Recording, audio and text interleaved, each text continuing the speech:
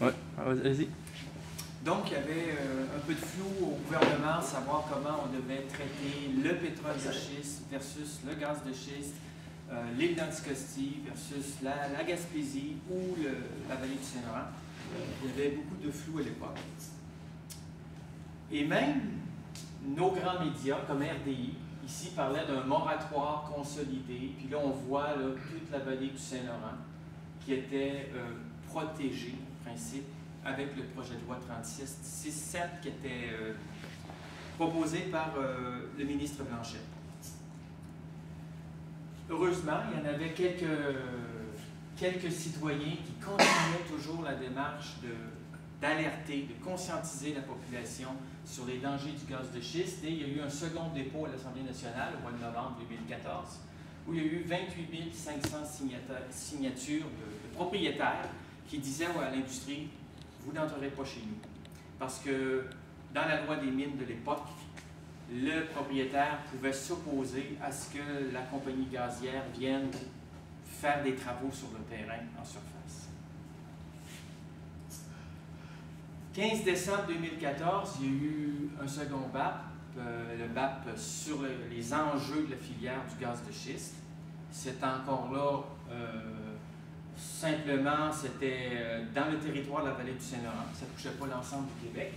Mais ça disait qu'avec la technique de fracturation hydraulique, il n'est pas démontré que l'exploitation serait avantageuse pour le Québec en raison de l'ampleur des coûts et des externalités potentielles par rapport aux redevances qui seraient perçues. Donc, analyse coût-bénéfice, combien ça nous coûte, combien ça nous rapporte, et vraiment, avec même un faible coût social du carbone, on arrivait à des chiffres qui démontraient que ce n'était pas rentable, surtout dans des endroits comme Anticosti. Donc, le lendemain, ou c'est-tu le lendemain, 2 jours plus tard, le premier ministre Couillard, de l'époque, il disait: bon, OK, on vient de recevoir le rapport, c'est négatif, il n'y aura pas d'exploitation de gaz de schiste au Québec. Dès le lendemain, dans différents journaux, lors d'une conférence de presse, ici c'est Le Devoir, c'est écrit qu'il refuse d'imposer un moratoire sur des activités de fracturation hydraulique, craignant de tuer tout espoir de développement du gaz. Je n'aime pas les moratoires parce que quand vous mettez un moratoire en place, vous verrouillez la porte. Je veux que les portes restent ouvertes et que les gens sachent comment ouvrir la porte. Ça fait un peu peur. C'est comme si lui, le principe de précaution, il ne connaissait pas. C'est comme si aussi les scientifiques qui, à Zilomar, ont décidé de mettre un frein, un moratoire concernant les expériences de génie génétique, c'était tous des gens qui... Non, il fallait savoir ouvrir la porte. Il me semble que c'est un drôle d'argument, mais oui, monsieur. Ah oui, si je peux savoir, clarifier en fait, qu'est-ce qu'un moratoire concrètement? Je suis pas sûr de connaître tous les paramètres. Un moratoire, en fait, c'est comme si c'est un arrêt des activités. Okay. Un arrêt pendant une période donnée. Parfois, c'est une période indéterminée. On parle d'un moratoire indéfini. Mais un moratoire, c'est comme si on disait aux gazières: on suspend tout, vous ne bougez plus. Alors que quand il y a une interdiction, ben là, c'est vraiment un projet de loi qui interdit, comme au Vermont. Au Vermont, il y a un projet de loi qui interdit la fracturation hydraulique. Là, les compagnies ne se posent pas de questions. Ils ne peuvent pas. Ils n'essayent pas. Donc, lui ne voulait pas tuer la filière. Donc, il dit: on laisse la porte ouverte. Finalement, pas de moratoire, malgré le fait qu'il disait la veille pratiquement le contraire.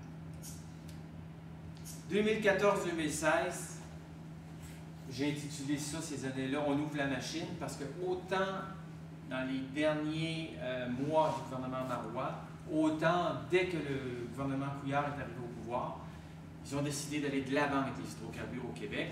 Ici, c'est la signature d'une entente avec des compagnies comme Petrolia et d'autres compagnies françaises qui s'appellent Morel et Pram, dans le but de constituer hydrocarbures Anticosti. Et donc, il s'agissait d'établir un programme de forage et de fracturation pour évaluer le potentiel du sous-sol d'Anticosti. Le gouvernement Couillard, lui, dès qu'il est arrivé, écoute, il était au pouvoir au mois d'avril, le 30 mai, il décide de faire un plan général sur tout ce qui touche les d'hydrocarbures. Autant la production d'hydrocarbures que le transport. Et là, ici, il parlait encore d'une autre évaluation environnementale stratégique sur les hydrocarbures, une sur Anticosti, etc. Et puis, il dit, on va faire beaucoup d'études, puis on va bien encadrer ça. Ça a été le discours qui était à l'époque. Et pas longtemps après, 16 juillet 2014, à Gaspé, David Hurtel, avec le ministre Arcan, présente le règlement sur le prélèvement des eaux et leur protection. Et dans ce règlement-là, à notre grande surprise, il y a un chapitre qui est consacré à la fracturation hydraulique. Qu'est-ce que ça vient faire dans un règlement sur le prélèvement et la protection des eaux? On peut se le demander. Mais dans ce règlement-là, ça disait qu'on ne peut pas aménager un site de forage d'un puits d'hydrocarbures à moins de 500 mètres d'un puits d'eau. De la tête de puits à la tête de l'autre puits, si on peut dire, indépendamment de la distance des latérales qui pouvaient passer dans le sous-sol. Et ça disait que l'apparition de fracturation ne pouvait pas être interdite à moins de 400 mètres sous la base d'un aquifère. Donc, pour eux, la distance de sécurité, c'est 400 mètres, indépendamment des failles de la région, indépendamment des compagnies, des pressions utilisées. Ce règlement-là utilise 2 distances séparatrices pour encadrer l'industrie. Il y a eu des lignes directrices provisoires, encore là, à l'été 2014, 214 pages destinées, il faut le dire, à l'Association pétrolière et gazière du Québec, qui leur disait, bien, écoutez, si vous avez besoin d'eau, vous allez procéder de telle manière, vos eaux de reflux à la sortie des puits, vous allez les traiter de telle manière ou telle autre, pour essayer de leur donner des balises, pour ne pas aller dans toutes les directions, parce qu'on l'avait vu en 2010 et 2011, que vraiment l'industrie faisait selon son bon vouloir, et ni plus ni moins. Juillet 2015, il y a un rapport de l'EPA, l'Agence américaine sur l'environnement, qui conclut de manière un peu sibylline que la fracturation hydraulique aux États-Unis, ça ne cause pas des dommages à nos ressources d'eau potable à grande échelle. Ça ne disait pas qu'il n'y avait pas de problème, qu'il n'y avait pas d'ennui, mais ça disait que, grosso modo, c'était pas inquiétant. Sauf que ce rapport-là a été contesté, et encore maintenant, il n'est même pas encore terminé. Je pense que ça fait 6 ans qu'il est démarré, ce rapport-là, et les scientifiques, les hauts fonctionnaires ne s'entendent pas sur la formulation finale à apporter à ce rapport-là. Et l'industrie, ben, elle en profite, elle dit, vous voyez, il n'y a pas de problème. Donc l'industrie contre-attaque, ça c'est dans le Courrier Sud, c'est un petit journal dans la région de Nicolet-Bécancour. Et dans l'Aubinière aussi, l'industrie se préparait à revenir. Il y avait des projets, on parlait beaucoup de projets à petite échelle, une dizaine de puits, une trentaine de puits. 7 avril 2016, on se rapproche. Là, il y a la politique énergétique du Québec qui sort publiquement, en grande pompe, dans un document d'une 60aine de pages, sur papier glacé, mais peu précis. Oui, on veut se débarrasser du charbon, mais le gaz naturel, ça pourrait être intéressant. C'était un peu dans toutes les directions, mais pas de plan concret, comme on pourrait s'y attendre d'un gouvernement en 2016. Qu'est-ce que ça disait également dans ce document-là? C'est qu'il va y avoir création d'un organisme qui va viser l'économie d'énergie et la transition énergétique. Et on le sait maintenant, c'est Transition énergétique Québec, cet organisme-là. Et il y a une revision du rôle et des règles de la régie de l'énergie à cause des pipelines de raccordement à venir entre les puits. Donc, il va falloir que la régie de l'énergie gère aussi ces pipelines-là. Un peu comme l'Office national de l'énergie le fait au niveau canadien. 30 mai, il y a les EES dont je vous ai parlé tout à l'heure qui sont rendus publics. Malheureusement, ça passe sous le radar. Il n'y a pas eu d'analyse des experts. On est au début de l'été et puis j'ai pas vu d'analyse dans aucun milieu, dans aucun média de ces rapports-là. Sinon que quelques apparitions de Marc Durand, je crois, dans les médias, mais ça s'est limité à ça. Et le 7 juin, une semaine plus tard, eh bien là, il y a un projet de loi. C'est le projet de loi 106. Le 7 juin. Les groupes citoyens, on se doutait qu'il y aurait un projet de loi bientôt, mais on ne s'attendait pas à ce que ce soit le 7 juin, comme ça, au début de l'été. La dernière journée que les députés se réunissent en chambre. La première réaction du chef de l'opposition, ça a été de dire, ben écoutez, ça a l'air gros, on ne sait pas c'est quoi ça, puis bon, ça s'est limité à ça. Mais là, il a fallu qu'il y ait des groupes citoyens encore là et des gens comme moi, comme Richard Langelier, on a dû regarder le projet de loi, l'analyser, aller voir des experts, en faire une synthèse et un peu prendre le bâton du pèlerin et vous rencontrer. Ici, l'AGQTR, c'est la première AG à nous recevoir et avoir de l'information sur ce projet de loi 106, qui, heureusement, n'a pas encore été adopté, mais s'il était adopté, il y aurait de sérieuses conséquences sur notre territoire. Donc, le 7 juin, qu'est-ce qu'on voit? On voit apparaître une loi sur les hydrocarbures dans ce projet de loi-là. Donc, Transition énergétique Québec, oui, ça fait partie de la première partie du projet de loi. Il y a une deuxième partie qui touche, en effet, la Régie de l'énergie. Mais le gros du projet de loi, pratiquement 70% du projet de loi, c'est une loi sur les hydrocarbures. C'est l'édiction d'une loi sur les hydrocarbures. À partir de l'article 23 de la loi jusqu'à la fin, c'est la loi sur les hydrocarbures.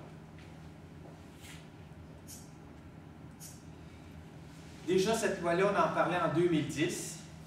Il y avait Jean-Yves Laliberté, qui était cadre au ministère des Richesses naturelles, qui est maintenant à l'emploi de Pétrolia. Il disait que, écoutez, parce qu'il y a des journalistes qui posaient des questions, là, est-ce qu'il y a des redevances pour le pétrole qui est en train d'être extrait en Gaspésie? Puis évidemment, il disait non, parce qu'on est en période d'évaluation et non pas d'exploitation. C'est quoi les différences, etc. Et là, lui, il disait, ben, on ne le sait pas trop, il y a pas la loi ne détermine aucune limite.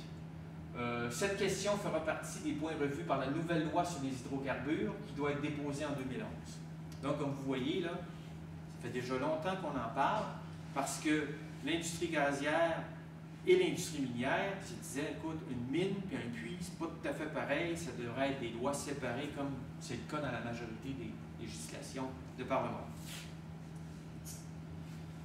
Le gouvernement marois disait la même chose. Il va y avoir un projet de loi qui va encadrer l'industrie bientôt. Janvier 2014, on voit que ça joue dans les corridors. Le registre des lobbies compte plus de 50 inscriptions à propos, justement, pour faire valoir les intérêts des pétrolières dans le cadre de l'élaboration de la future loi sur les hydrocarbures et de la nouvelle stratégie énergétique. Donc, quel était leur objectif? C'est qu'il y ait des régimes de redevances compétitifs, qu'il y ait un développement sécuritaire de l'industrie et que les hydrocarbures occupent une place plus importante dans la nouvelle stratégie énergétique du Québec. On pouvait s'en douter, c'est l'Association pétrolière et gazière du Québec. Ils prêchent pour leur paroisse, sauf que comme on peut le voir, à part Alexandre Chic du Devoir, là, on en parlait peu. C'était vraiment là, c'est l'élaboration, je dirais, intramuros de la future loi sur les hydrocarbures, mais personne n'en entendait parler, même parmi ceux qui voulaient en entendre parler, qui voulaient s'impliquer dans le processus. Ici, on a un maire, le maire de Lévis, qui lui avait eu vent aussi que la loi sur les hydrocarbures était en train de se constituer. Et lui, il dit, ben, on va avoir les pleins pouvoirs, non seulement sur le périmètre urbain, mais sur tout notre territoire, et ça comprend les milieux humides et les autres milieux naturels protégés. Donc, déjà, on voit qu'il y a des plaques tectoniques qui vont se rencontrer.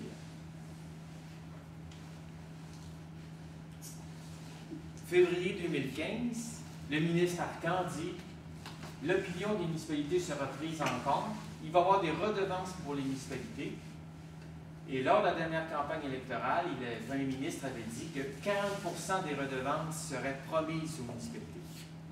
Mais il ajoute « Ces revenus sont très minimes. » Parce que jusqu'à maintenant, il faut se le dire, c'est une industrie qui n'a pas rendu riche le gouvernement, un peu s'en fout. Bien au contraire, ça même, je crois qu'ils sont plutôt déficitaires et c'est pourquoi que dès 2012-2013, ils ont dû rajuster les tarifs, ne serait-ce que pour l'octroi des permis. Parce que le temps pour l'examen et le temps que chargeait l'industrie, ça correspondait.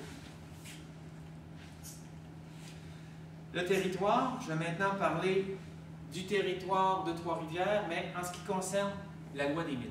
Et c'est intéressant, parce qu'ici, on voit une vue satellitaire de la ville de Trois-Rivières, avec l'université ici, au niveau de l'étoile. Et puis, on voit que vous voyez peut-être pas très bien parce que c'est en noir, là, mais il y a des failles. Ici, il y a une faille qui passe près de Saint-Thomas. Ici, il y a une faille qui s'en va vers Saint-Louis-de-France, près de Saint-Louis-de-France. Il y a des failles géologiques. C'est normal. Et dans la loi des mines, dans la réforme qu'on appelle la réforme Ouellet, elle a dit, maintenant, les municipalités ont le droit d'exclure des zones de l'activité minière. Donc, dans les contraintes majeures pour la ville, on peut voir qu'il y a des grands secteurs de la ville où c'est urbanisé, c'est exclu. Les compagnies minières, en principe, ne peuvent pas aller forer de ces endroits-là. Forer, j'allais dire. Faire des activités, de l'activité minière, que ce soit des mines ou autres. Donc, un grand territoire est soustrait. Pour les contraintes mineures, c'est surtout les zones de villégiature ou les noyaux villageois. Eux aussi sont exclus. C'est-à-dire que là, ils sont peut-être exclus de manière moins directe, c'est-à-dire qu'il y a peut-être des échappatoires, peut-être qu'il y a moyen de moyenner, comme on dit, pour pouvoir aller mener des activités minières dans ces zones-là. Mais disons qu'en principe, les municipalités, les MRC peuvent exclure des zones. Si on regarde, il y a des tourbières avec des stations d'observation. Il y a des tourbières, mais les tourbières ne sont pas exclues. Pas nécessairement. Il n'y a pas de lien, si on peut dire, entre les milieux à protéger, les milieux écologiques et les zones qui sont plutôt, je dirais, là, urbanisées. Donc, il y a des titres miniers. Évidemment, il y en a peu. On n'est pas dans l'Estrie. On n'est pas non plus dans le nord du Québec, en Abitibi. Mais il y a déjà des titres miniers. Comme ici, si vous cliquez sur la carte interactive du CGA, vous allez voir le nom de l'entreprise. Combien d'hectares ça correspond, etc. Il y a des anciennes mines, des carrières, évidemment, qui sont sur le territoire aussi. Maintenant, si on regarde l'aspect gaz et pétrole, là, on peut voir qu'il y a des permis. En 2002, il y avait déjà passablement de permis, y compris ici dans la zone de Trois-Rivières, il y avait déjà des permis d'accorder. Il y en avait en Gaspésie, sur l'île d'Anticosti, etc. Avec le nom des compagnies qui apparaît là, chacune ayant sa couleur, si on peut dire. Ici, on a les îles de la Madeleine, on a Old Harry, donc on peut voir qu'on a des... un peu partout, il y a de l'exploration qui se fait. En 2009, là, il y en a presque partout. Regardez la vallée du Saint-Laurent, l'Estrie, le lac Saint-Jean, même les abords de la baie de James, ici, le réservoir Manicouagan, Sept-Îles, Havre-Saint-Pierre, partout il peut y avoir des roches sédimentaires, partout il y aurait possibilité d'avoir du gaz et du pétrole. Les compagnies avaient des permis. Pourquoi? Parce que ça coûtait 10 cents l'hectare. Donc, même pour un permis qui a en général 250 km², ça leur coûte quelque chose comme 2500 $ par année. Donc, pour eux, c'est tout à fait jouable et c'est pour ça que pratiquement tout le couvert, tout le territoire du Québec est couvert. Donc, on est en 2009. En 2011, ça a peu de choses près la même topo. En 2016, par contre, ça c'est une carte du devoir, on peut voir qu'il y en a beaucoup moins à la périphérie. On voit qu'en Estrie, il y en a disparu quelques-uns. Ici, Chaudière-Appalaches, sur la rive sud du fleuve, il y en a qui sont disparus.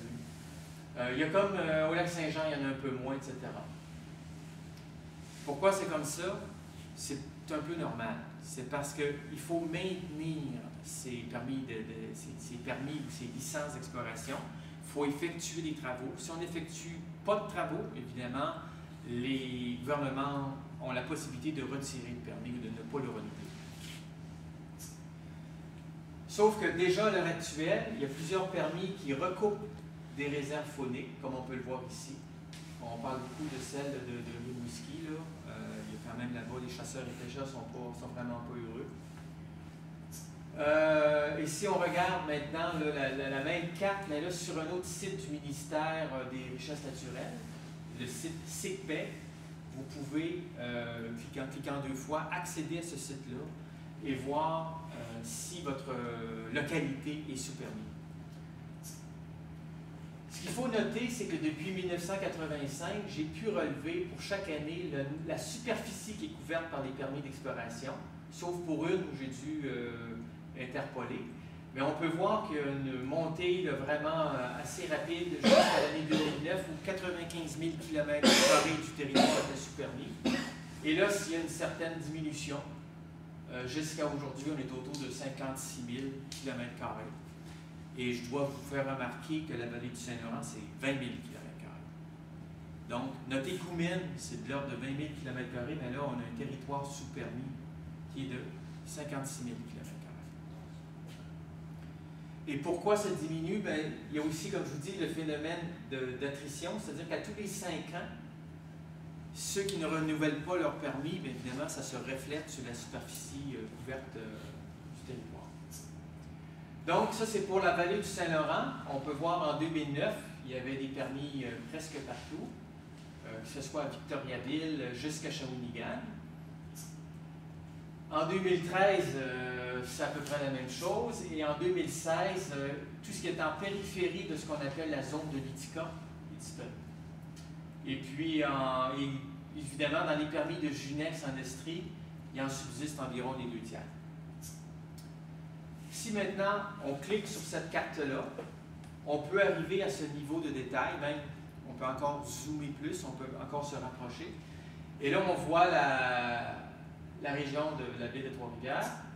On voit apparaître ici les limites municipales, Notre-Dame-du-Mont-Carmel, Saint-Étienne-des-Grès, etc. Et dans la prochaine, on voit apparaître les licences d'exploration gazière et pétrolière. Donc, on peut voir qu'il y a une bonne partie de la zone qui borde le Saint-Laurent. Évidemment, là où on est dans la vallée du Saint-Laurent, c'est sûr que quand on se dirige vers la Tuque, on arrive sur ce qu'on appelle la plateforme du Précambrien. Sur le Précambrien, les roches sont anciennes et ne contiennent pas d'hydrocarbures. Donc, il y a une section quand même dans la ville de Trois-Rivières, un ancien permis de Junex qui n'est plus là. Donc, il y a des permis ici de la compagnie Altair Resources, compagnie Intragaz, et là, on est dans Junex tout autour. Donc, un permis qui n'a pas été renouvelé, c'est arrivé ce printemps, il n'a pas renouvelé. Il faut dire qu'il n'y a pas grand place pour faire des plateformes de gaz de schiste à cet endroit-là. On voit des baux d'exploitation. Ici, on a le réservoir souterrain de Pointe-du-Lac. Et on voit aussi de l'exploitation de Saumur, de la compagnie Junex, du côté de Bécancour, Saint-Angèle, Saint-Grégoire. Il y a des puits. Juste dans la ville de Trois-Rivières, il y a plus de 110 puits d'hydrocarbures à partir de 1911 jusqu'à 2003. Et c'est marqué par des symboles ici de différentes formes. Il y a des puits qui sont abandonnés, il y a des puits qui servent à soutirer du gaz, il y a des puits qui servent à injecter du gaz, etc. Surtout aux abords, évidemment, du réservoir souterrain. Donc, il y a dans la légende, vous pouvez retrouver quels sont les puits abandonnés, etc. Les puits qui sont marqués d'une croix, ce sont des puits abandonnés. Il y a eu du carottage un peu dans la région, mais peu, parce qu'on est justement, on n'est pas en territoire minier. Donc, peu de carottage minier, même quelques-uns. Les licences d'exploration, comme vous pouvez voir, c'est découpé comme ça selon les longitudes, latitudes. Et puis, on peut voir que certaines rues, certaines portions de rues, d'autoroutes ou de peu importe les lots, sont sous une licence ou non. Donc, évidemment, dans une localité, c'est pas facile à savoir exactement quelle est la superficie couverte par le permis, mais on peut voir qu'aux abords du fleuve, ici, la Violette est ici, on peut voir que dans le district Chavigny, ils sont sous permis, mais dès qu'on arrive de l'autre côté, à Trois-Rivières-Ouest, du côté du centre d'achat, si on peut dire, il n'y a pas de permis. C'est le permis qui a été renouvelé. Donc, c'est juste pour vous signaler qu'on peut même zoomer encore et voir maison par maison si on est sous permis ou non. Et ça aurait été utile pour le mouvement citoyen qui faisait l'opération « Vous n'entrerez pas chez nous », parce qu'on devait faire signer un formulaire qui indiquait quelle était la compagnie qui était détentrice du permis. Évidemment, on n'avait pas d'aide de personne. Et là, avec la nouvelle carte interactive qui est maintenant rendue publique depuis juillet 2016, on peut arriver à ce genre de détails-là. Donc ça, c'est encore le réservoir souterrain de Pointe-du-Lac. On voit que ça passe sous l'autoroute 40. Il y a des puits d'hydrocarbures à proximité, évidemment, un grand nombre. Il y en a même dans le fleuve. C'est ici, toutes ces lignes-là, c'est des levées sismiques qui ont eu lieu par le passé. Et ces levées-là sismiques sont quand même importantes parce que la compagnie a besoin des données pour forer.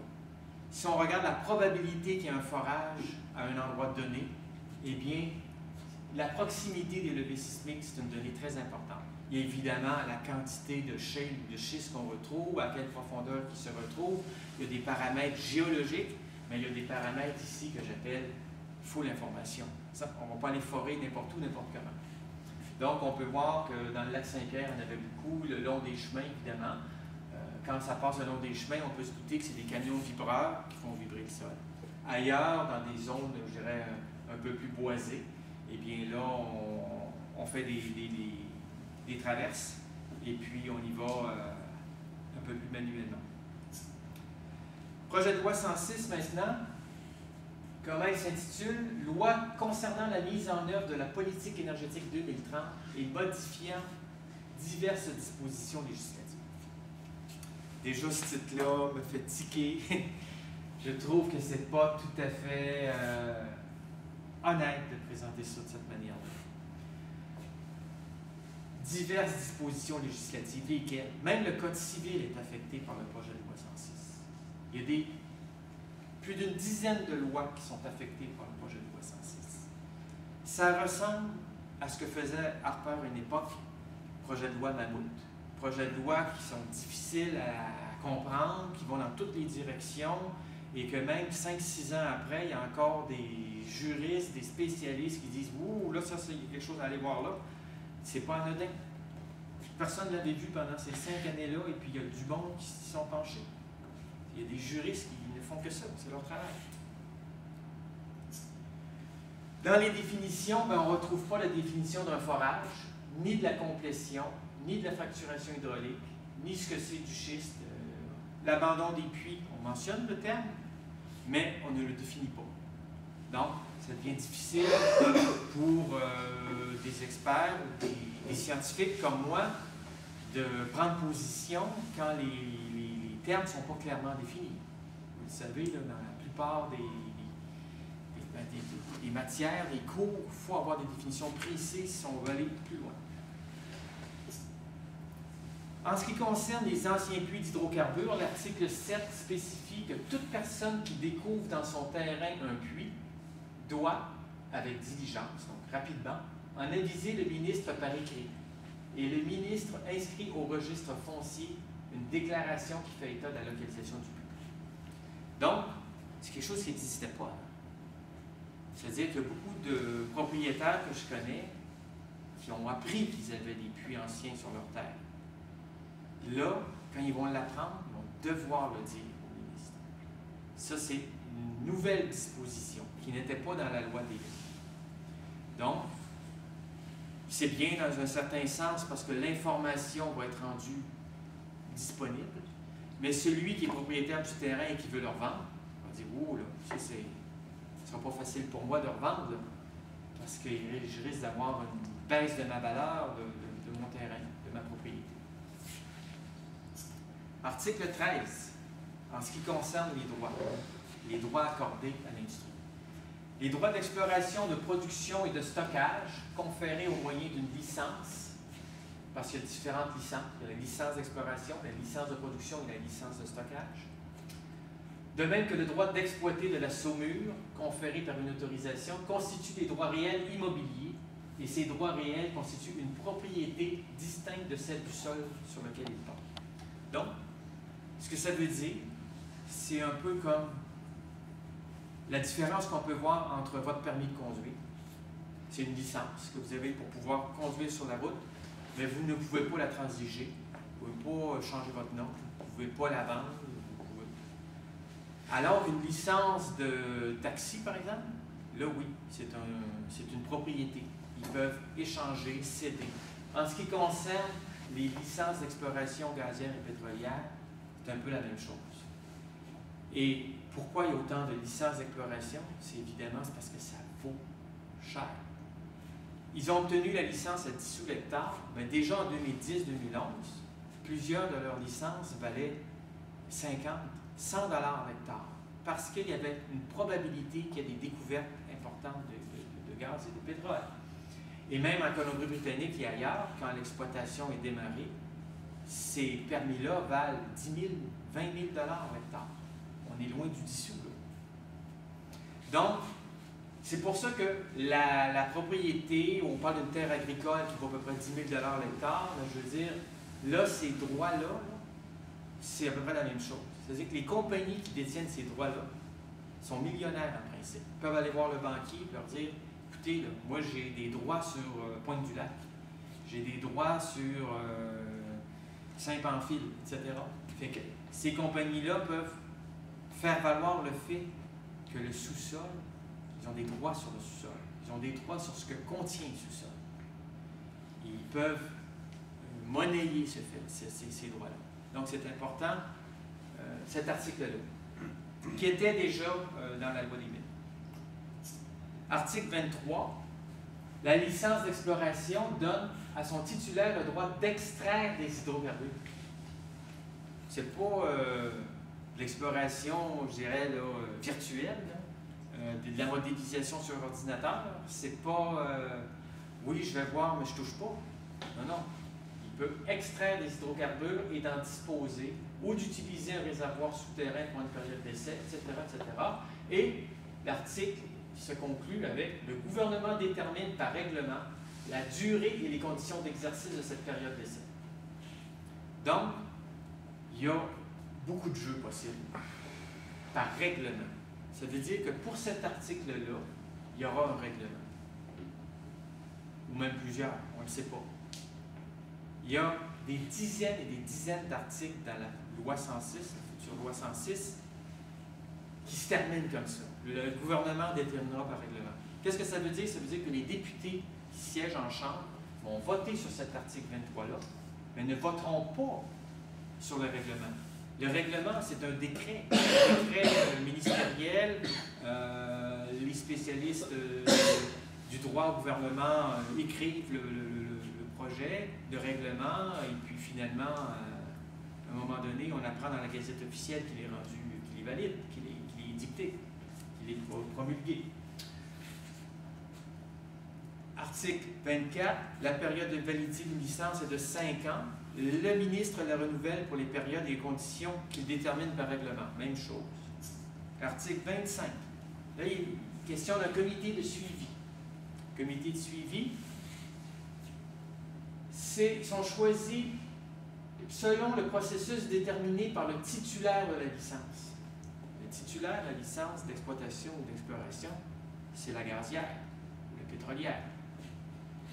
Donc, celui-ci détermine, le titulaire, le nombre de membres qui composent le comité.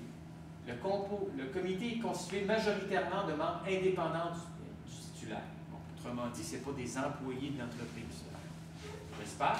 Tous doivent provenir de la région où le territoire de la licence se situe.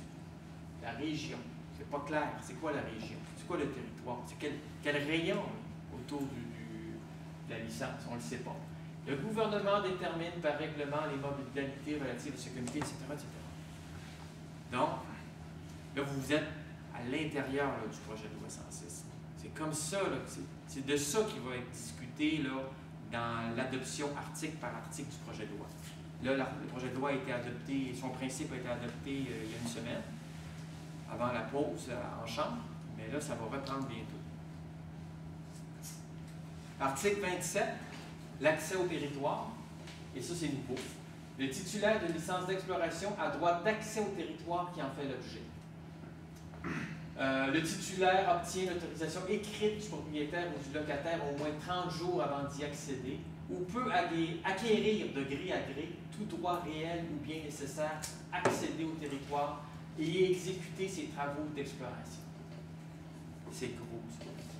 Ça, c'est finalement les lobbies des gazières pendant les dernières années. On dit ça, on a besoin de ça, nous, pour bâtir notre industrie, pour développer notre industrie. Si on n'a pas ça, on ne pourra pas procéder. Et, d'après ce que je vois, le gouvernement leur a donné en grande partie raison. Ouais, il n'y a plus de droit de veto du propriétaire. Le propriétaire est averti, ou même la MRC ou la ville est averti 30 jours à l'avance, mais il ne peut pas s'opposer.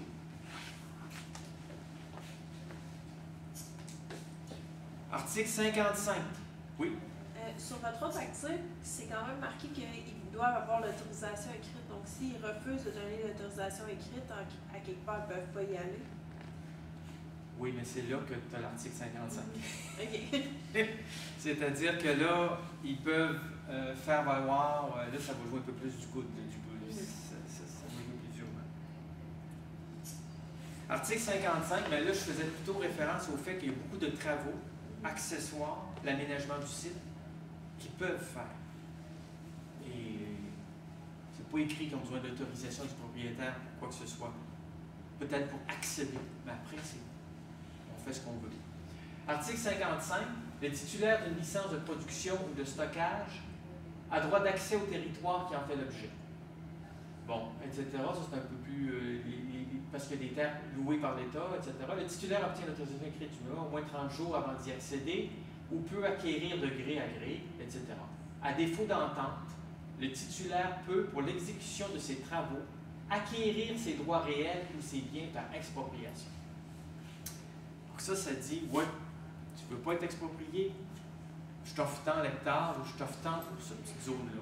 Sachant très bien que la plateforme, elle occupe 1 hectare, mais qu'après, ils peuvent aller à des kilomètres à la ronde. La compagnie n'a pas besoin d'exproprier sur des kilomètres, elle a juste besoin d'1 hectare pour amorcer ces opérations. Donc, c'est plus facile de trouver 1 hectare. Donc, l'expropriation, elle est là. Le ministre Arcan dit, inquiétez-vous pas, il n'y en a jamais eu. C'est comme ça qu'il a défendu un peu son projet de loi.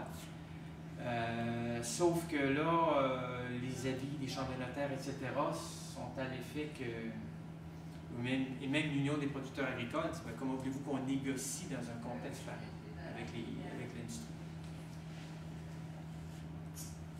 En ce qui concerne le forage, ben, encore là, il y a des autorisations de forage, etc. La compagnie doit acquitter des droits et le ministre peut assortir l'autorisation de certaines conditions. Donc, encore là, c'est difficile de se faire une idée là-dessus. Là. C'est quoi ces conditions-là? Si le ministre change, etc. C'est pas une loi avec une série de règlements clairement établis, clairement présentés. C'est comme si le gouvernement nous disait, on est pressé, les compagnies nous pressent, on a besoin de quelque chose au moins pour partir, on part avec ça, puis on se débrouille pour le reste. Ce qui me fait penser encore à la phrase de M. Charest à l'époque, c'est déjà amplement encadré. Fracturation. On parle de fracturation, mais sans utiliser le terme fracturation dans le projet de loi 80. Dans le projet de loi 106. Dans l'article 80, c'est écrit le titulaire d'une licence qui complète un puits. Par stimulation physique, chimique ou autre, doit être titulaire d'une autorisation de complétion. Bon, ce n'est pas une autorisation de fracturation, une autorisation de complétion. Quand on complète un puits, ce que ça veut dire dans le langage de l'industrie, c'est que ton puits, il est maintenant prêt à produire. On le raccorde à des gazoducs, des oléoducs, ça dans le cas, à des stations de compression, etc. Et puis là, on arrive dans la phase commerciale. C'est ça la complétion d'un puits.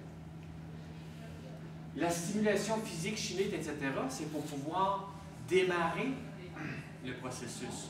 Parce que si on ne fracture pas la roche, le gaz ou le pétrole ne va pas être extrait naturellement. On est dans des zones, on est dans des exploitations non conventionnelles au Québec. Et c'est la même chose dans la majorité des pays à l'heure actuelle. Plus des 2 tiers du gaz des États-Unis, c'est du gaz non conventionnel, c'est du gaz issu de la fracturation. Qu'on appelle ça gaz de schiste, gaz de réservoir étanche, gaz du grès, gaz de calcaire, peu importe. C'est du non conventionnel, c'est extrait par fracturation. Donc, peu importe, le gouvernement détermine, encore là par règlement, les conditions d'obtention et d'exercice de cette autorisation ainsi que les droits acquis. Ça, c'est l'article que je voulais lire, le premier que je voulais lire. Je dis, ça ressemble à quoi l'encadrement d'industrie? Là, on le sait nullement. Fracturation, juste pour vous rappeler que ici, c'est une caricature d'un artiste de la Montérégie qui fait des caricatures pour l'œil régional.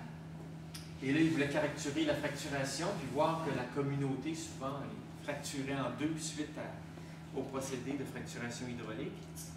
Pour le reconnaître, moi je dis souvent aux gens, si vous voulez reconnaître s'il y a fracturation sur un site, vous regardez s'il y a des camions. Quand il y a tout un ensemble de plusieurs dizaines de camions, c'est qu'on est à l'étape de fracturation hydraulique. Il faut pousser sous terre, évidemment, l'eau, le mélange de produits chimiques qu'on retrouve ici. Tous les camions en blanc, ce sont des produits chimiques. Et le sable, il faut aller pousser ça sous terre et pour faire en sorte qu'on fracture la roche et qu'on laisse les fractures ouvertes avec les grains de sable. Ce n'est pas nécessairement du sable, ça peut être aussi des grains, des petites billes de céramique, des micro-billes de céramique ou d'autres matériaux. Mais c'est juste pour vous dire que quand il y a des camions pompes, il y a des camions qui ont le matériel, moi je veux dire, les additifs. Tout ça est autour du puits et là, ils envoient ça dans le puits. L'expérience commence, si je peux dire. Parce que dans les additifs, ça c'est le rapport dont je vous parlais tout à l'heure, le rapport de 2012, il y a un rapport préliminaire sur la fracturation hydraulique et ses risques sur l'eau potable. Et ce qu'ils avaient obtenu, c'est que vous avez fait un inventaire de 1436 produits qui avaient été utilisés en 2005 et 2011 aux États-Unis. Et de ces 1436 produits, il y en avait environ la moitié qui pouvaient savoir au moins un des produits qui étaient dedans. C'est-à-dire qu'ils pouvaient caractériser un produit chimique. La moitié d'autres, là, non, ça s'appelle, mettons, BF18. Et quand tu regardes la fiche du produit, il n'y a aucune molécule chimique d'identifier. C'est difficile là, pour qu'il soit un chimiste ou un spécialiste de savoir si c'est bon pour l'environnement ou non. Là.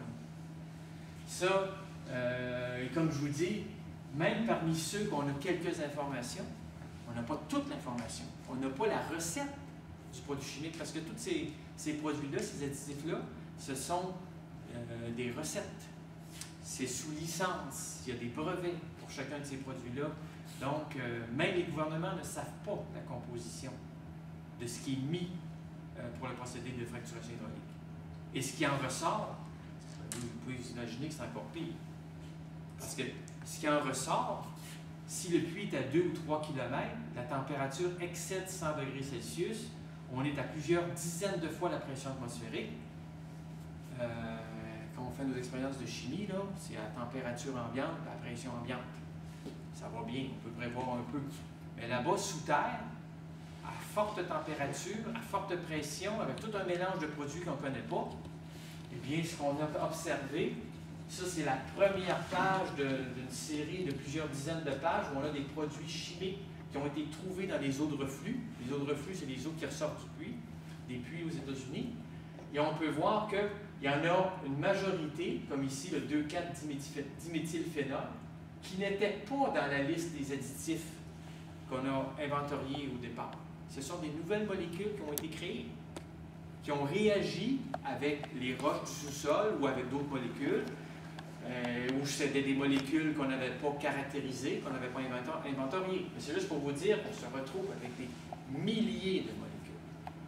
On est loin d'une industrie là, réglementée, comme on peut penser, mettons, dans l'industrie pharmaceutique. C'est vraiment très loin de ça. En ce qui concerne l'eau, l'article 250 du projet de loi qui modifie plusieurs lois, modifie le règlement sur le prélèvement des eaux et leur protection, celui du ministre Hortel de juillet 2014.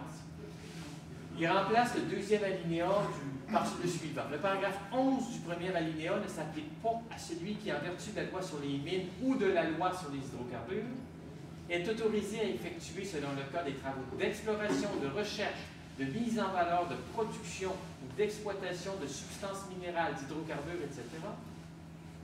Ces compagnies-là sont exclues du règlement. Ils peuvent faire ce qu'ils veulent. C'est comme le chapitre 4. Le chapitre 4 du RPEP, c'est un chapitre à part juste pour l'industrie gazière et pétrolière. Ça leur dit, vous faites ça, vous ne faites pas ça. Vous avez vos deux distances séparatrices à respecter.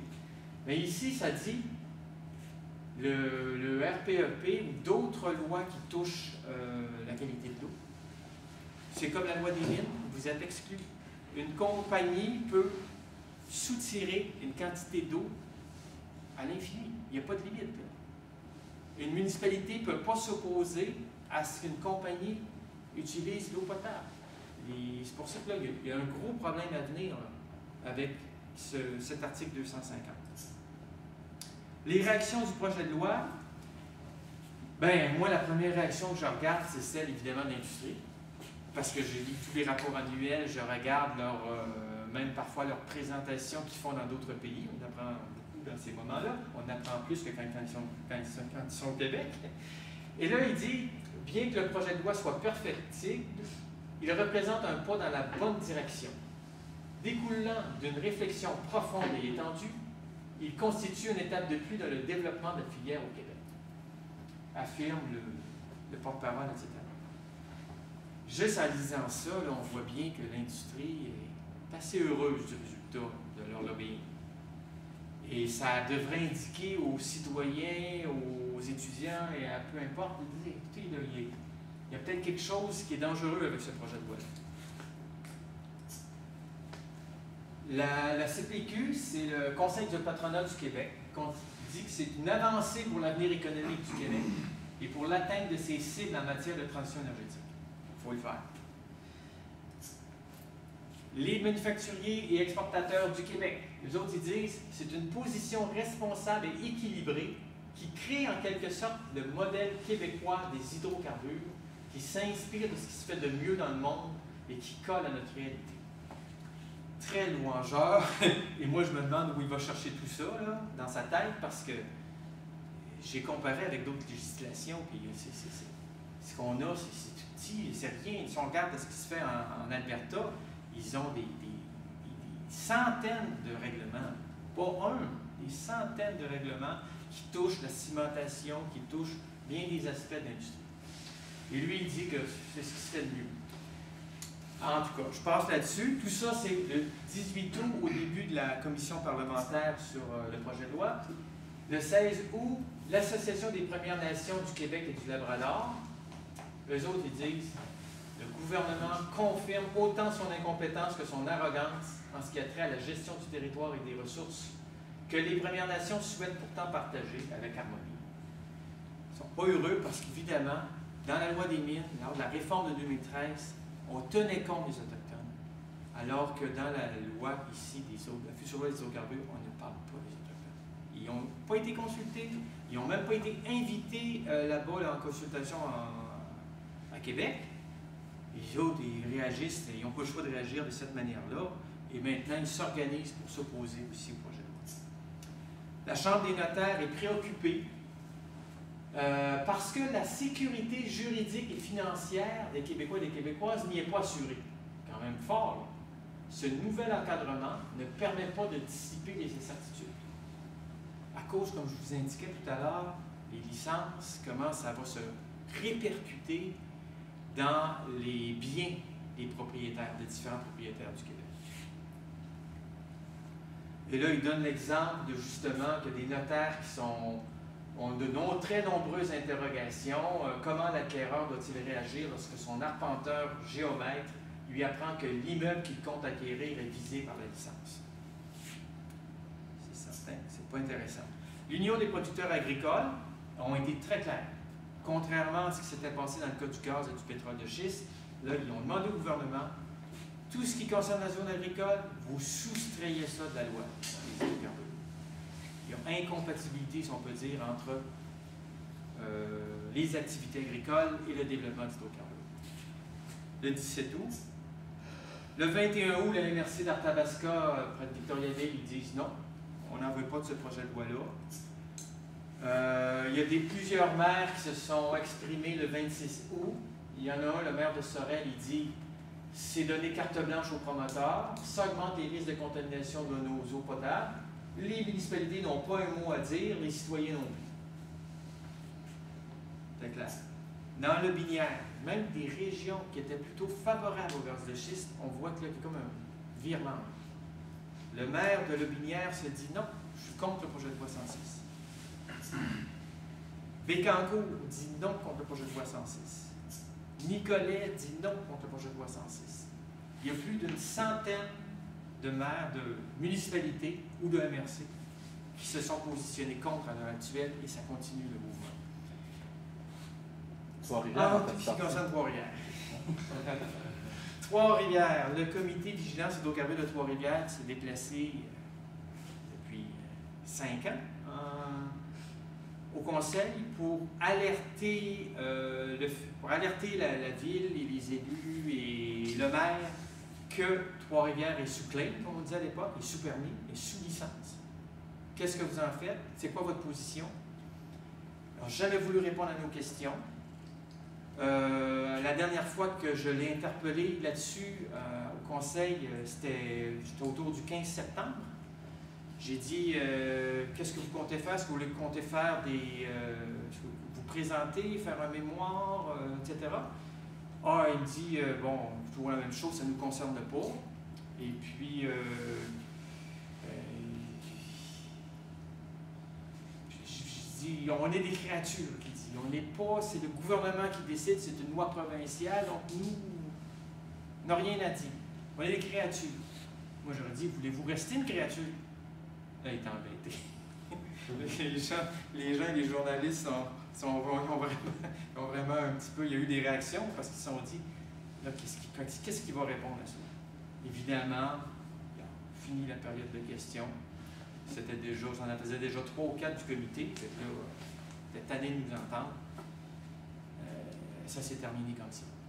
Donc, par après, j'ai été grandement surpris de voir qu'il avait écrit une lettre au premier ministre Couillard le 22 septembre, donc peut-être quelques jours auparavant, entre le moment où j'ai intervenu et le 22 septembre. Il dit, vous avez écrit, vous avez fait un énoncé le 8 juin 2016 à l'effet qu'on était pour octroyer plus de droits, plus d'autonomie aux municipalités du Québec. Puis là, il dit, ça rentre en contradiction le projet de loi 106. Là, par après, il y a eu d'autres questionnements suite à ça, à la dernière assemblée du conseil. Et là, il n'a pas répondu. Il dit, ce que j'ai écrit dans ma lettre, c'est ce qui est paru dans le journal. On n'en a pas su plus, finalement. C'est ce qui concerne Trois-Rivières. Et il y a eu des amendements. Le ministre Arcan a réagi parce qu'il y avait des opposants. Et il dit, bon, ben là, on va essayer de couper court à cette opposition-là. La position qui était la plus tangible ou la plus à long terme qui pouvait porter un dur coup au projet de loi, c'était celle des municipalités, Fédération québécoise des municipalités et Union des municipalités du Québec. Donc, il se dit, j'ai déposé 80 propositions. C'est ce qu'il dit là. Et puis, ça vise à répondre directement aux préoccupations et aux demandes des municipalités locales et régionales de comté du Québec, des producteurs agricoles ainsi que de nouveaux groupes, de nombreux groupes que nous avons entendus. Parce qu'il faut quand même se rappeler que, je ne l'ai pas mentionné auparavant, mais la FQM avait dit qu'il faut scinder le projet de loi, il faut enlever le projet de loi sur les hydrocarbures, Tandis que l'UMQ avait dit il faut scinder le projet de loi. Ce qui touche la transition énergétique, d'accord, mais ce qui concerne les hydrocarbures, là, on n'est pas prêt à avaler ce morceau-là. Qu'est-ce qu'il y en est? Il y a l'article, ils ont rajouté un article, l'article 130.1 c'est le sous-article 130.1 de l'article 23 de la loi des hydrocarbures, qui parle de territoire incompatible. Territoire incompatible avec l'exploration, la production et le stockage d'hydrocarbures est celui dans lequel la viabilité des activités serait compromise par les impacts engendrés par l'exploration, la production et le stockage d'hydrocarbures. Ça, la viabilité, c'est un mot fort. Là. Ça veut dire que, bon, s'il y a de l'activité agricole qui peut se mener ailleurs par le monde en même temps que l'activité pétrolière, pourquoi ce ne serait pas le cas ici au Québec? Prouvez-nous que votre industrie ne sera pas viable. Votre activité, pas nécessairement une industrie, mais que votre exploitation ne sera pas viable s'il y a production ou stockage d'hydrocarbures. Ce ne sera pas une démarche facile à faire. Autre chose, c'est écrit à la fin, le premier alinéa concernant les territoires incompatibles ne s'applique pas aux hydrocarbures dont l'exploration, la production ou le stockage est déjà autorisé par une licence. C'est là qu'est le hic. Et ça, ils ne l'ont pas vu tout de suite, mais comme il y a déjà 58 000 km² sous licence, ces 58 000 km²-là ne seront jamais l'objet de zones d'exclusion, comme on l'a vu pour la loi des mines. D'ailleurs, en ce qui concerne la loi des mines, même si ça a été voté à l'Assemblée nationale, cet article-là n'a jamais été rendu fonctionnel. Et il y a toujours une date où ça démarre. Là, et là, dans ce cas-là, la clause d'exclusion de la loi des mines, ça fait déjà plus de 3 ans, elle n'est toujours pas en fonction. Elle a été promulguée, là, mais elle n'est pas en fonction. C'est-à-dire qu'elle n'existe pas encore concrètement sur le terrain. Est-ce que ça va être la même chose avec ça aussi? Alors, donc, l'Union des municipalités du Québec a dit accueille avec ouverture les amendements déposés aujourd'hui et il dit que c'est encore perfectible sur le plan de la protection des sources d'eau potable. Nous allons continuer nos représentations, mais il est clair qu'il nous faut une loi encadrant les hydrocarbures. C'est quand même fort. Eux, ils en veulent une loi. Ils veulent que ça soit encadré. Et ils disent que ça va permettre aux municipalités d'identifier au cours de la prochaine année des territoires incompatibles avec l'exploration et l'exploitation des hydrocarbures. Ils sont vraiment, je ne sais pas qui leur a convaincu de ça. C'est un communiqué de presse qui a été émis à 3 h l'après-midi alors que les amendements ont été rendus publics le matin. Peut-être qu'ils l'ont eu avant, il faut dire. Peut-être aussi. Mais réaction très rapide, sans fondement selon moi. La CMM, président de la communauté métropolitaine, M. Denis Coderre, se réjouit des amendements proposés ce matin. Il s'agit d'un pas important vers le respect des compétences municipales en matière de planification et d'aménagement. M. Coderre est heureux, pourquoi? Parce que lui, il n'est pas sous permis présentement. Entre 2010 et 2016, les permis sur l'île de Montréal n'ont pas été renouvelés. Lui, il aura peut-être son mot à dire. Mais ceux qui sont autour, Longueuil en allant vers Sorel, ou Repentigny en passant par Trois-Rivières en allant à Québec, ces villes-là n'auront pas leur mot à dire. Mais lui, quoique là, il s'exprimait au nom de la communauté métropolitaine. En tout cas, je ne sais pas comment ça va se terminer. 29 septembre, l'UPA, il dit là, ça ne répond malheureusement pas aux demandes des producteurs agricoles et forestiers, même s'ils seront les premiers confrontés au développement des hydrocarbures. Ça, on l'avait bien vu lors des forages des années 2008, 2009, 2010. Ça s'était fait en territoire agricole, en Montérégie, un peu partout, mais souvent, les agriculteurs étaient joints par les porte-paroles des compagnies minières et compagnies gazières et pétrolières pour qu'ils signent des petits contrats. Ça ne vous engage à rien, mais à un moment donné, tu avais un contrat de 20 ans qui correspondait à l'exploration d'une plateforme avec multi-puits souvent. Fait que l'UPA n'est toujours pas contente de ce qui se passe. La Chambre des notaires, elle a changé un petit peu son fusil d'épaule. Elle salue la volonté du gouvernement. La clarification voulant que toute expropriation respecte les critères prévus par la loi sur l'expropriation aura pour conséquence de renforcer la sécurité juridique. Je ne sais pas en quoi ça va renforcer, parce que le projet de loi sur l'expropriation a été dicté depuis déjà quelques années. Ça fonctionne bien, on n'utilise pas souvent, c'est vrai, mais qu'est-ce qui dit qu'à un moment donné, ça ne sera pas devenu une machine à tampon, un peu comme ça se passe parfois avec la Commission de protection du territoire agricole?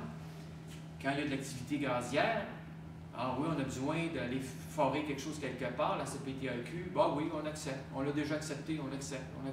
Puis finalement, on se retrouve avec un territoire agricole qui commence à être morcelé et qui s'est dressé à une peau de chagrin avec le temps. Je vais aller un peu plus vite, juste pour vous mentionner que le gouvernement, ici, on voit le ministre Arcan avec l'industrie pétrolière et gazière. Ils ont l'air de bien s'entendre.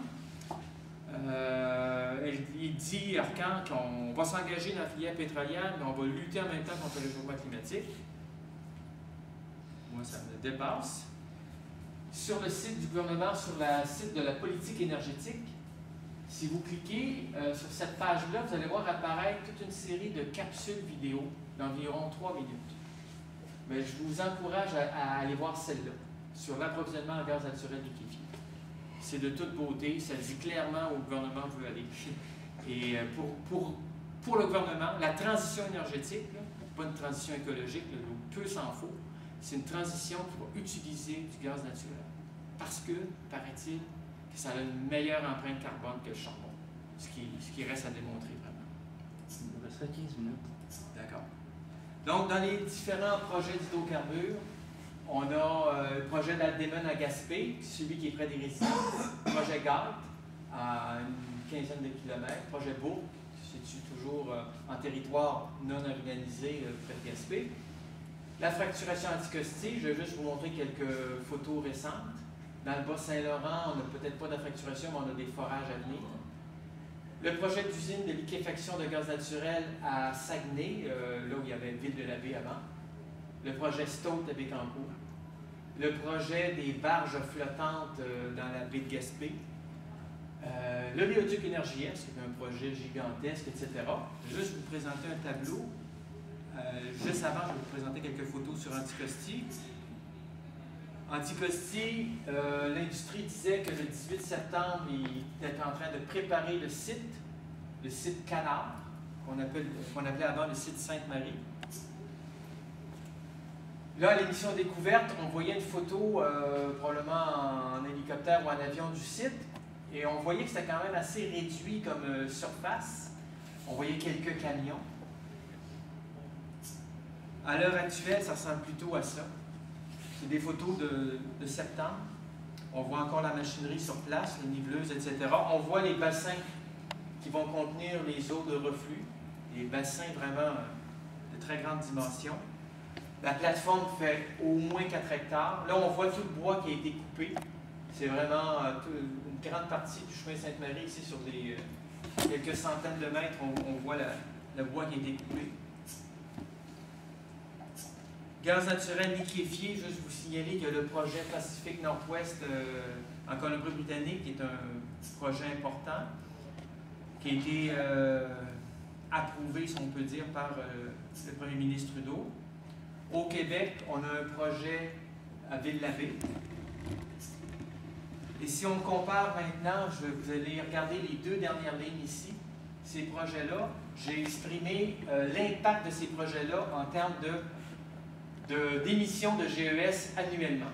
Donc, si on tient compte que le pétrole, que le gaz naturel va être éventuellement utilisé et brûlé, on a pour le projet de Colombie-Britannique environ 130 mégatonnes, millions de tonnes d'équivalent CO2 par année.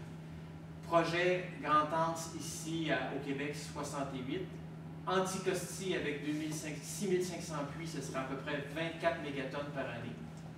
Et Énergie S, c'est 250 mégatonnes par année.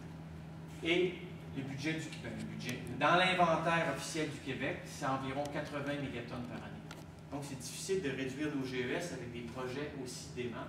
Et si on ne tient pas compte de la combustion, c'est les valeurs qui apparaissent ici dans la dernière ligne. Au mieux 10 mégatonnes, au pire 66 mégatonnes annuellement. Donc, c'est des projets qui n'ont aucun sens selon moi et selon aussi les groupes écologistes. Parce que finalement, on est rendu dans une nouvelle ère, l'ère de l'Anthropocène, officiellement. Les géologues se sont entendus pour dire que l'Holocène avait pris fin. C'était la dernière ère géologique. Maintenant, on est dans l'Anthropocène, c'est-à-dire que tout ce qui est substratum rocheux, tout ce qui est eau, tout ce qui est air, dans des milliers d'années, dans des millions d'années, on verra la marque de l'être humain, tellement on a modifié la composition de l'atmosphère, de nos océans, etc. En ce qui concerne la cible de 1,5 degré Celsius, comme on peut voir, elle a déjà été dépassée au mois de février dernier. Donc, quand il y a des gens qui nous disent « Ouais, on va viser le 1,5 degré », c'est complètement déraisonnable. Juste pour vous montrer, depuis les années 1880, qui est en bleu, jusqu'à la dernière année, l'année 2016, on voit que la hausse de température de la planète, donc c'est une hausse qui est de l'ordre de 2 degrés à certains moments. Donc, comme on peut le voir, là, les courbes en rouge, ce sont les courbes de la dernière décennie. Là. On bat record par-dessus record. Ici, je l'ai résumé en quelques lignes. Ça fait 16 fois de suite qu'on bat un record mensuel de température. 16 fois de suite, il faut quand même le faire. 379 mois consécutifs où on est au-dessus de la moyenne. Ça, c'est quelqu'un qui joue comme ça au casino tout de suite. On l'embarque, je veux dire, ça n'a pas d'allure. Le réchauffement actuel est tel qu'il correspond à la disparition des hivers des années 1880 à 1900. On a déjà perdu une saison. Et ça va de plus en plus vite, c'est ça qui est malheureux. Le seuil de 2 degrés va être dépassé en 2035. Et à chaque décennie, le seuil atteignable s'accroît de 0,4 degrés. C'est-à-dire que si on attend, plus qu'on attend, moins on peut atteindre un seuil. Plus le seuil minimal qu'on peut atteindre, c'est loin. C'est loin. Et à l'heure actuelle, j'ai regardé les rapports d'Uranos. Si je regarde le centre du Québec, c'est sûr qu'au sud, c'est peut-être un peu moins, au nord, c'est un peu plus. Mais si je regarde en moyenne pour le Québec, on a un réchauffement prévu de 1 degré par décennie pour le prochain siècle, pour les prochains 100 ans. Et si on continue de même, ce qui serait, ça me paraît pratiquement impossible, mais si les choses devaient continuer en l'état, il ferait jusqu'à 10 degrés de plus dans 100 ans ici au Québec. Donc, juste pour vous signaler que si on voulait respecter ce qui a été dit à Paris, il faudrait qu'on diminue nos émissions qui sont de l'ordre d'un peu plus de 35 milliards de tonnes de CO2 par année. Il faudrait qu'on les diminue rapidement avant 2050. Et que déjà là, on voit qu'avec ce qui a été les cibles des différents blocs, qu'on n'y arrive pas. On voit qu'on se dirige plutôt vers 4 degrés Celsius. Donc, il faudrait qu'on fasse des efforts vraiment gigantesques pour y arriver. De quel ordre? Ben, on le voit ici sur ce schéma-là, que j'intitule souvent « Plus dur sera la chute ». Ici, j'ai dit « ça presse ». En 2015, on prévoyait en 2013 qu'il fallait les réduire de 4,4 % par année. Maintenant, c'est 6 % par année. Si on attend en 2020, ce que prévoit le protocole de Paris, il faudrait les diminuer de 6 %. Là, on est rendu à pas loin de 10 % par année. 10 % par année. Nous, nos cibles, là, c'est 37 % pour 2030. Mais il faut qu'on continue. Et plus on va continuer, plus ça va être difficile. Parce que ce qui va être facile, on l'aura fait. Donc, la plupart des scientifiques prévoient que si on attend une décennie de plus, ça va être une décennie de trop parce qu'on n'y arrivera pas. Donc, je termine en vous disant qu'il vaut peut-être mieux prendre le changement par la main avant qu'il nous prenne par la gorge parce qu'on est vraiment rendu là. Et il faut que nos gouvernements agissent, puis il faut que nous agissions sur le gouvernement. Et il faut compter sur les étudiants, il faut compter sur les associations pour qu'on soit tous, on se permette tous d'avoir un avenir, on se permette tous d'avoir un climat qui ne soit pas celui qui est prédit par les climatologues et les scientifiques. Je vous remercie. Merci beaucoup. Y en a-t-il des questions? Oui. Je me demandais, il y a eu une grosse mobilisation dans les dernières années concernant ce dossier-là. En fait, je me demandais c'est quoi qui se présage à ce niveau-là. J'ai vu que les villes se sont positionnées beaucoup. Est-ce que la population est derrière vous? Est-ce qu'il va y avoir encore des grandes... Oui, il va y avoir, ça va bouger. Du côté étudiant, j'ai vu que le dossier de l'Oléoduc Énergie-Est avait mobilisé certaines associations qui se sont même regroupées dans le Front commun pour la transition énergétique, dont le RVHQ est membre. Et là, je crois que on aimerait bien que ça se fasse que les plus jeunes embarquent. Parce que là, les retraités, quand ils sont au courant, sont prêts à bouger. J'ai rencontré dernièrement des retraités à Shawinigan, puis ils sont tous sortis de là, puis on ne pensait pas que c'était ça. C'est sûr que l'information que je vous ai fournie aujourd'hui, pour la grande majorité de la population, ils ne la connaissent pas. Donc, on ne peut pas leur demander de réagir à quelque chose dont ils ignorent complètement l'existence. Au fur et à mesure qu'il y aura des reportages, qu'il y aura des invités, là, je suis invité en début de semaine à Radio Ville-Marie pour parler du projet de loi 106, mais au fur et à mesure qu'on en entendra parler et qu'on mettra l'emphase sur les changements climatiques, moi, je crois que là, ça pourrait partir pour de bon et qu'il y ait un mouvement, comme on a vu au Printemps érable, et qui perdurerait dans le temps, tant qu'on n'a pas mis un haut-là à toute nouvelle infrastructure qui utilise les hydrocarbures. Donc, si on arrive déjà à ça dans un horizon de 10 ans, on aura fait des grands progrès, mais au Québec, on aurait pu déjà le faire, parce qu'on n'est pas si dépendant que ça du pétrole. On s'était débarrassé de nos centrales, il reste nos voitures, mais il y a un engouement pour la voiture électrique, et si on avait accès à la voiture électrique et aux autres transports électriques, le train par exemple, on utiliserait le train pour aller à Montréal. Montréal, Trois-Rivières, Québec en train électrifié, moi, ça fonctionnerait.